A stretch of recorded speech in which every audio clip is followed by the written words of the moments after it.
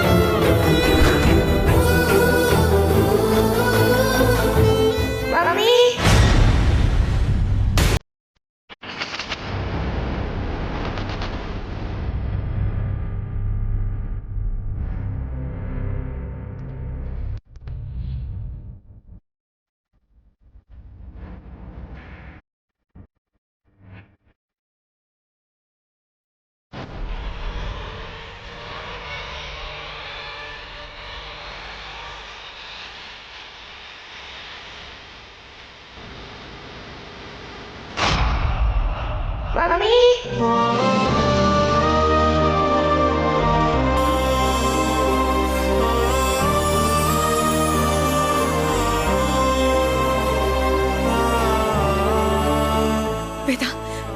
ವೇದ ಕೇಳಿಸ್ಕೊಂಡ್ಯಾ?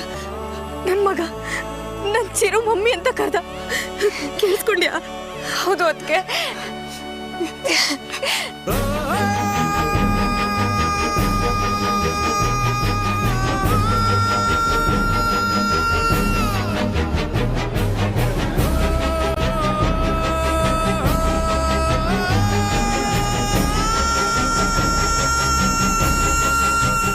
ಚಿರು ಚಿರು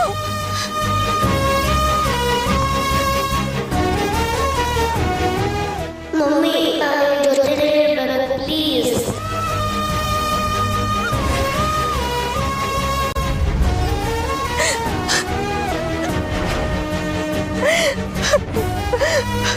ವೇದ ನನ್ನ ಚಿರು ಮಾತಾಡ್ದ. ನನ್ನ ಚಿರು ಧ್ವನಿ ಕೇಳಿಸ್ತು.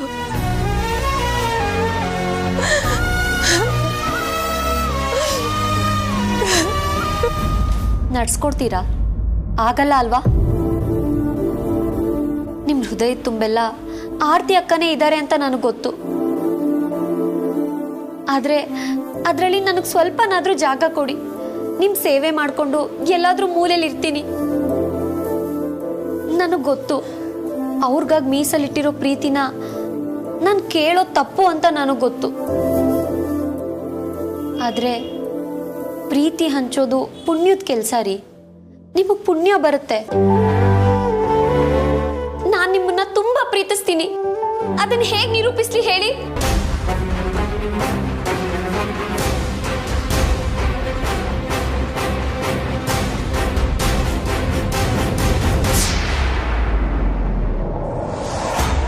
ಈ ಅಗ್ನಿ ಆಣೆಗೂ ನಾನು ನಿಮ್ಮನ್ನ ಗೌರವಿಸ್ತೀನಿ, ತುಂಬಾ ಪ್ರೀತಿಸ್ತಾ ಇದ್ದೀನಿ, ದೇವ್ರ ಹಾಗೆ ಆರಾಧಿಸ್ತಾ ಇದ್ದೀನಿ.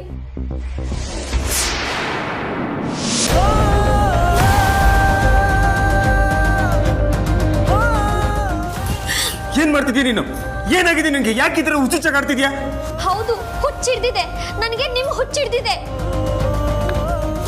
ದಯವಿಟ್ಟು ನನ್ನ ವಿಷಯದಲ್ಲಿ ಈ ತರ ಎಲ್ಲ ಆಡ್ಬೇಡ. ಇಂಥ ಹಿಂಸೆಗಳಿಗೆಲ್ಲ ನಾನೇ ಕಾರಣ ಅಂತ ನನಗೆ ಗಿಲ್ಟ್ ಕಾಡುತ್ತೆ.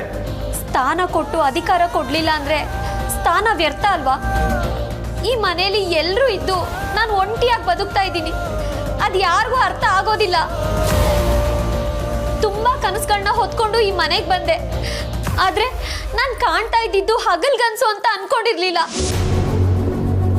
ಹೀಗೆ ತಿರಸ್ಕಾರಕ್ಕೆ ಒಳಗಾಗಿ ಬದುಕೋದಕ್ಕಿಂತ ಸಾಯೋದೇ ಮೇಲಲ್ವಾ?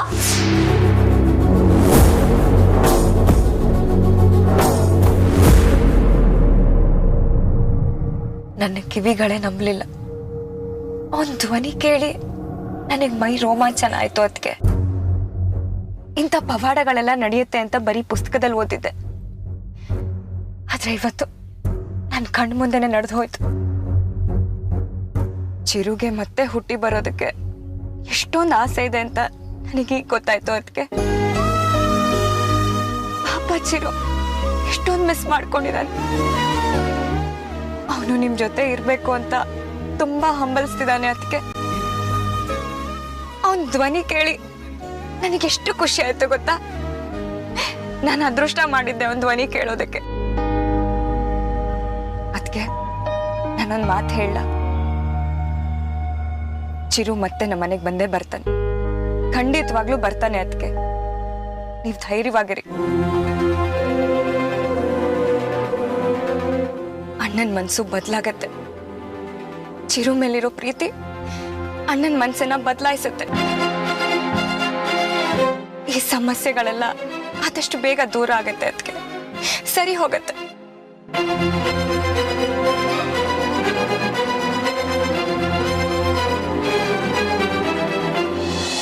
ನಿಂತ್ಕೋ. ಏನೇ ಅನ್ಕೊಂಡಿದ್ಯಾ ನೀನು? ಏನ್ ಹುಚ್ಚಿಡ್ದಿದ್ಯಾ ನಿನ್ಗೆ? ಪ್ರಾಣದ ಬೆಲೆ ಗೊತ್ತಾ ನಿನಗೆ? ಸಾಯ್ತಾಳಂತೆ, ಸಾಯ್ತಾಳೆ. ಒಂದು ಸಲ ಪ್ರಾಣ ಹೋದ್ರೆ ಬೇಕು ಅಂದಾಗ ವಾಪಸ್ ಸಿಗಲ್ಲ. ಮೂರ್ಖರಾಗ ಆಡ್ಬೇಡ. ಎಲ್ಲರ ಪ್ರಾಣಕ್ಕೂ ಬೆಲೆ ಇದೆ, ಆದ್ರೆ ನನ್ನ ಪ್ರಾಣಕ್ಕೆ ಬೆಲೆ ಇಲ್ಲದ ಪ್ರಾಣ ಇಟ್ಕೊಂಡು ನಾನು ಯಾಕೆ ಬದುಕಬೇಕು? ಯಾವ ಖುಷಿಗೆ, ಯಾವ ಭರವಸೆಗೆ ನಾನು ಬದುಕಬೇಕು ಹೇಳಿ? ಆ ದೇವ್ರು ಒಂದು ಪ್ರಾಣಿಗೂ ಒಂದು ಪ್ರೀತಿನ ಮೀಸಲಿಟ್ಟಿರ್ತಾನೆ. ಆದ್ರೆ ನನಗೆ, ನಾನು ಅದಕ್ಕಿಂತ ಕಡೆ ಆದೆ. ನಾನು ಯಾಕೆ ಇಲ್ಲಿಗೆ ಬರ್ಬೇಕಾಗಿತ್ತು? ನಾನು ಯಾಕೆ ನಿಮ್ಮನ್ನ ಮದ್ವೆ ಆಗ್ಬೇಕಾಗಿತ್ತು? ನಾನು ಯಾಕೆ ಈ ಮನೆ ಸೊಸೆ ಆಗ್ಬೇಕಾಗಿತ್ತು? ಬದುಕಲ್ಲಿ ಎಲ್ಲರಿಗೂ ಧ್ಯೇಯ ಅಂತ ಇರುತ್ತೆ, ಆದ್ರೆ ನನಗೆ ಗಂಡ ಹೆಂಡತಿಗೋಸ್ಕರ, ಹೆಂಡತಿ ಗಂಡನ್ಗೋಸ್ಕರ, ಮಕ್ಕಳು ಅಪ್ಪ ಅಮ್ಮನ್ಗೋಸ್ಕರ, ಅಪ್ಪ ಅಮ್ಮ ಮಕ್ಳಿಗೋಸ್ಕರ, ನೀವು ಅಕ್ಕನ್ಗೋಸ್ಕರ, ಅಕ್ಕ ನಿಮ್ಗೋಸ್ಕರ. ಆದ್ರೆ ನಾನು ಯಾರಿಗೋಸ್ಕರ ಬದುಕ್ಲಿ? ದಿನ ಬೆಳಗ್ಗೆ ಉತ್ಸಾಹದಿಂದ ಮೇಲೆ ಹೇಳೋಕೆ ನನ್ ಬದುಕಲ್ಲಿ ಯಾವ ಭರವಸೆನೂ ಇಲ್ಲ. ಕೊನೆಗೆ ನಾನ್ ನಂಬಿರೋ ದೇವ್ರು ಕೂಡ ನನ್ ಕೈ ಬಿಟ್ಬಿಟ್ಟ. ನನ್ಗ್ಯಾರು ಇಲ್ಲ, ನಾನು ಒಂಟಿ ಆಗ್ಬಿಟ್ಟೆ.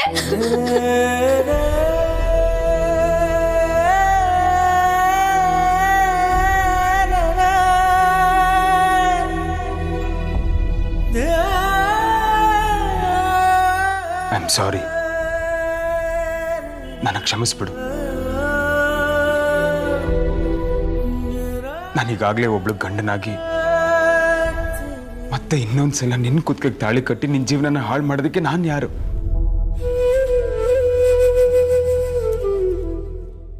ಇನ್ ಮುಂದೆ ನನ್ನ ಕೈಲಾದ ಮಟ್ಟಿಗೆ ನಾನು ನಿನ್ನ ಜೊತೆ ಚೆನ್ನಾಗಿರೋದಕ್ಕೆ ಪ್ರಯತ್ನ ಮಾಡ್ತೀನಿ.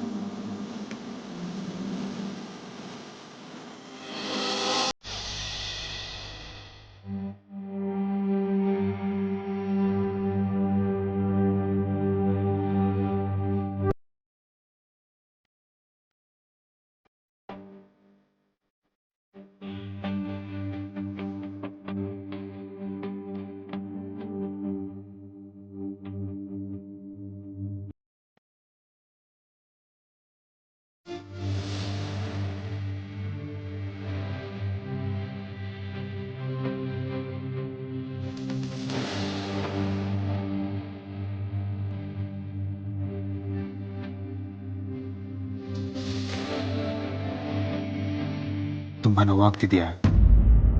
ಇಲ್ಲ. ಇಷ್ಟು ಸುಟ್ಟಿದ್ರು ನೋವಾಗ್ತಿಲ್ವಾ? ಇಲ್ಲ, ಯಾಕಂದ್ರೆ ನೀವೆದ್ರು ಕೂತಿದ್ದೀರಲ್ಲ, ಅದಕ್ಕೆ. ಇನ್ನು ಮುಂದೆ ಈ ರೀತಿ ಹುಚ್ಚು ಕೆಲಸಗಳಿಗೆಲ್ಲ ಕೈ ಹಾಕ್ಬೇಡ. ಇನ್ನೊಂದ್ಸಲ ಈ ತರ ಏನಾದ್ರು ಮಾಡ್ಕೊಂಡ್ರೆ ನಾನು ಕೇರೆ ಮಾಡಲ್ಲ, ನಿನ್ ಮುಖ ಕೂಡ ನೋಡಲ್ಲ. ಅಯ್ಯಯ್ಯೋ, ಹಾಗೆಲ್ಲ ಆಗೋದಾದ್ರೆ ನಾನು ಆ ಥರ ಕೆಲಸ ಮಾಡ್ಕೊಳ್ಳೋದಿಲ್ಲ. Very good.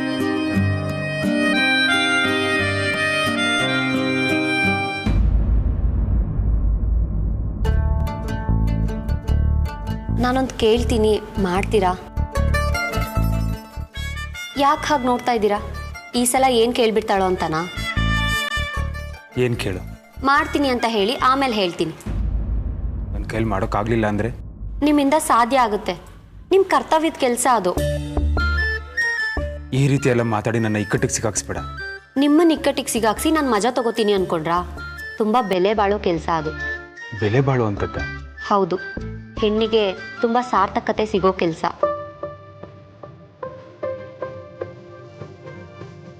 ಸರಿ, ಮಾಡ್ತೀನಿ, ಕೇಳು. ದೇವ್ರ ಮನೆಗೆ ಹೋಗಿ ರಾಯರ ಮುಂದೆ ಇರೋ ಕುಂಕುಮ ತಗೊಂಡು ಬಂದು ನಿಮ್ಮ ಕೈಯಾರೆ ನನ್ನ ಹಣೆಗೆ ಹಚ್ತೀರಾ? ಇಷ್ಟಪಟ್ಟು ಮಾಡೋದಾದರೆ ಸರಿ, ಕಷ್ಟಪಟ್ಟು ಮಾಡೋದಾದರೆ ಬೇಡ. ನನಗೇನು ಬೇಜಾರಿಲ್ಲ.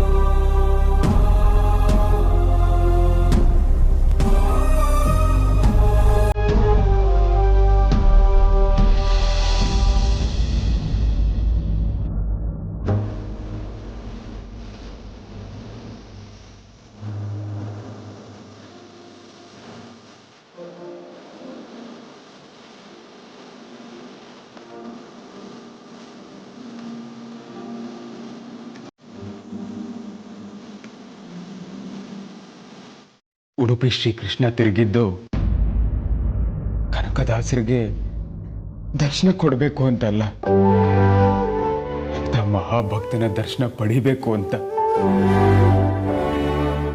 ಎಂತೆಂಥ ಭಕ್ತರಿದ್ದ ಭೂಮಿ ಇದು. ಇಲ್ಲಿ ನಮ್ಮಂತ ನಾಸ್ತಿಕರಿಗೂ ಜಾಗ ಕೊಟ್ಟು ಸುಖ ನೆಮ್ಮದಿ ಕೊಟ್ಟು ಕಾಪಾಡ್ತಿರೋ ಕರುಣಾಳು ನೀವು. ಆಸ್ತಿಕ ನಾಸ್ತಿಕ ಇದ್ಯಾವುದನ್ನು ನೋಡದೆ ಎಲ್ರನ್ನೂ ಸಮಾನವಾಗಿ ಕಾಣೋ ತಾಯಿ ಹೃದಯದವರು ನೀವು. ಇಷ್ಟು ದಿನ ನಾನು ನಾಸ್ತಿಕನಾಗಿದ್ದೆ.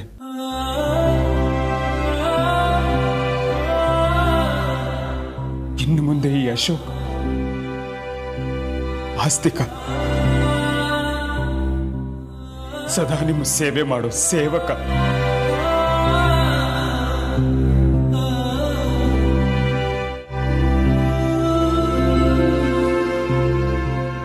ಎಲ್ರೂ ನಿಮ್ಮನ್ನ ರಾಯರು, ಗುರು ರಾಜರು ಅಂತೆಲ್ಲ ಕರಿಬೇಕಾದ್ರೆ ನನಗೆ ಅದರ ಅರ್ಥ ಗೊತ್ತಿರಲಿಲ್ಲ ರಾಯರೇ.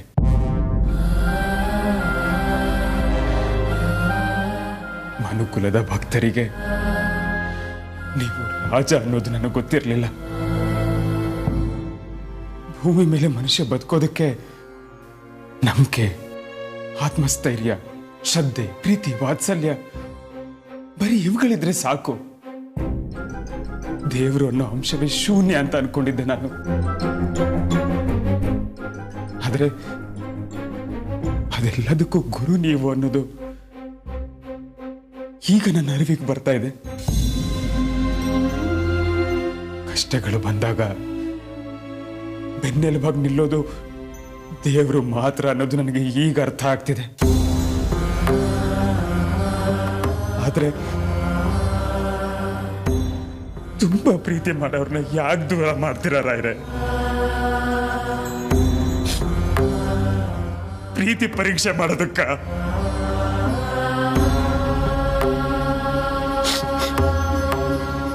ನನಗಿನ್ನೇನು ಬೇಡ ರಾಯ್ರೆ, ನನ್ಗಿನ್ನೇನು ಬೇಡ. ಅವಳೊಬ್ಳನ್ನ ಉಳಿಸ್ಕೊಡಿ, ಅವಳೊಬ್ಳನ್ನ ಉಳಿಸ್ಕೊಡಿ, ಅಷ್ಟೇ ಸಾಕು ನನಗೆ.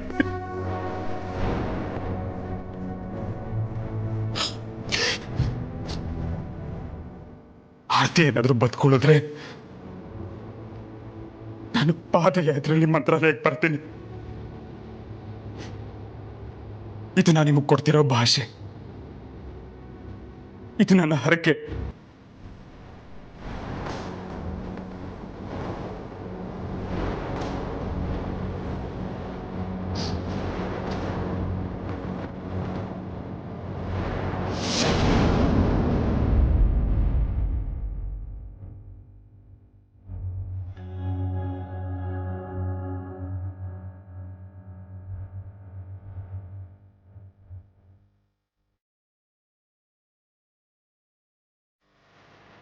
ನೀವು ಬೇಡ್ಕೊಂಡಿದ್ದನ್ನು ನಾನು ಕೇಳಿಸ್ಕೊಂಡೆ.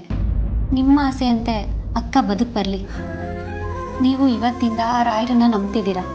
ಆ ದೇವರು ಯಾವತ್ತೂ ನಿಮ್ಮ ಕೈ ಬಿಡೋದಿಲ್ಲ.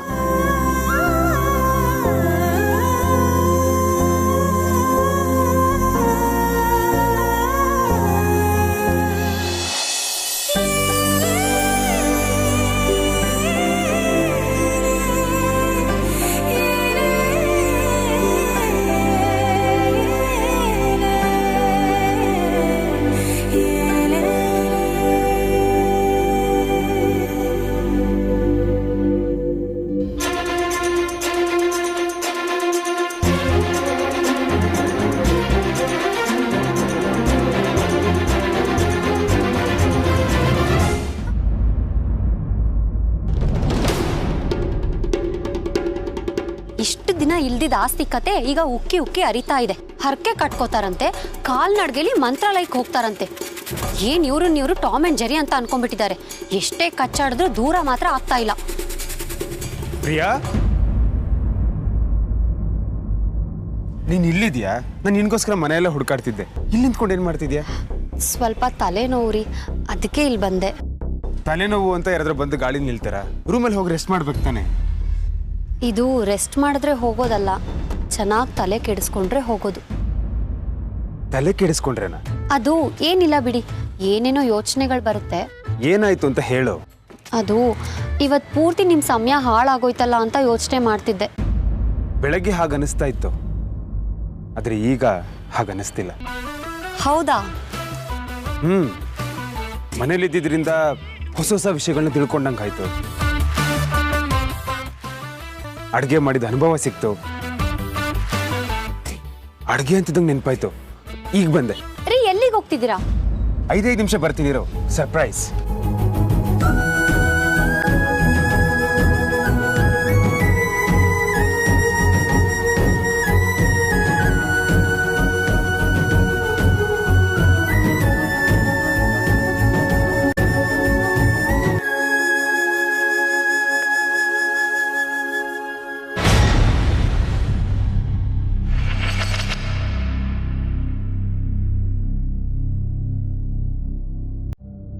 ಇಷ್ಟು ದಿನ ಕಣ್ಣೆದ್ರೆ ಇದ್ರೂ ಇದನ್ನ ಸರಿಯಾಗಿ ನೋಡಿರ್ಲಿಲ್ಲ. ಎಷ್ಟು ಚೆನ್ನಾಗಿದೆ ಈ ಚೇರ್.